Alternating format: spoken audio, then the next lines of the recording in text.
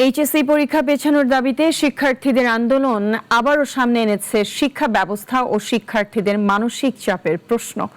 শিক্ষা গবেষকদের মতে আন্দোলনের টেকসই সমাধান নয়, তবে এর পেছনে জমে থাকা দীর্ঘদিনের সংকটকেও উপেক্ষা করার সুযোগ নেই। সরকারের উদ্যোগের পাশাপাশি পরিবার, শিক্ষক ও সমাজের সমন্বিত ভূমিকার উপরও জোর দিচ্ছেন তারা। মুনিয়া জ্যোতির প্রতিবেদন। এইচএসসি পরীক্ষা পেছানোর দাবিতে রাজপথে নেমেছে শিক্ষার্থীদের একটি অংশ। পরীক্ষা সূচি পরিবর্তনের দাবিতে বিক্ষোভ সহ অবস্থান কর্মসূচি নতুন বিতর্কের জন্ম দিয়েছে।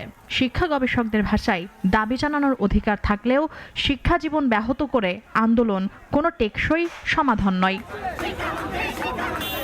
করোনা মহামারীর পর অটোপাস, দীর্ঘদিন শিক্ষা প্রতিষ্ঠান বন্ধ, পরীক্ষা পেছানো, সড়ক নিরাপত্তা আন্দোলন, কোটা সংস্কার আন্দোলন, একটির পর একটি জাতীয় ঘটনার মধ্য দিয়ে বেড়ে উঠেছে এখনকার প্রজন্ম। ফলে অনেক শিক্ষার্থীর কাছে রাজপথে নামায় যেন দাবি আদায়ের পরিচিত উপায় হয়ে উঠেছে। দাবিটা মানে নিলেই তো হচ্ছে, আমরা তাহলে সুন্দরভাবে পরীক্ষা দিতে, আমরা শৃঙ্খলাভাবে সবকিছু ছিলাম তো।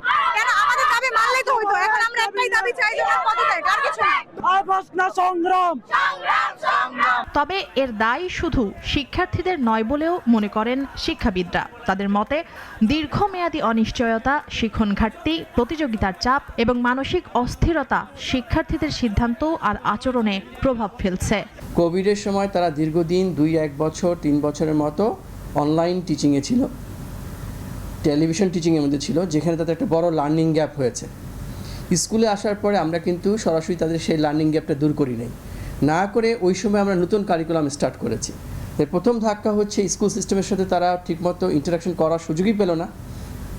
সেকেন্ড হলো, তারা আসার পর আমরা নতুন কারিকুলাম তাদেরকে চাপিয়ে দিলাম, যে কারিকুলামটা সম্পর্কে শিক্ষকরা এবং যাদের বাবা মা, শিক্ষার্থীর বাবা মা, তারাও পরিচিত ছিল না।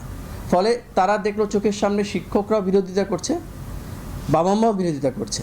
তাই সমস্যাকে শুধু শৃঙ্খলার দৃষ্টিতে নয়, মানসিক স্বাস্থ্য আর শিক্ষা ব্যবস্থার বাস্তবতার আলোকে দেখা দরকার। রাস্তায় নামার অভ্যাস তাদের কিন্তু অলরেডি আমরা করে ফেলেছি অনেকবার।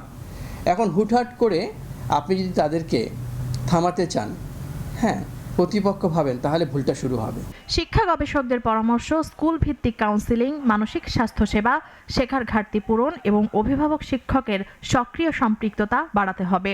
এখন এটাকে যদি আবার স্বাভাবিক অবস্থায় নিতে চান, তাহলে এটাকে আবার ধারাবাহিকভাবে আস্তে আস্তে নিতে হবে। স্কুলই আসলে সবচেয়ে বড় সোর্স হতে পারে, যে ভালো মতো গবেষণা করে, ভালো মতো স্টাডি করে ধীরে সুস্থ তাদেরকে ফিরে নেওয়া।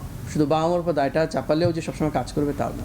সংশ্লিষ্টরা বলছেন, শিক্ষার্থীদের কথা শোনা যেমন জরুরি, তেমনি দাবির ভাষাও হতে হবে দায়িত্বশীল। মুনিয়া জ্যোতি, নাগরিক।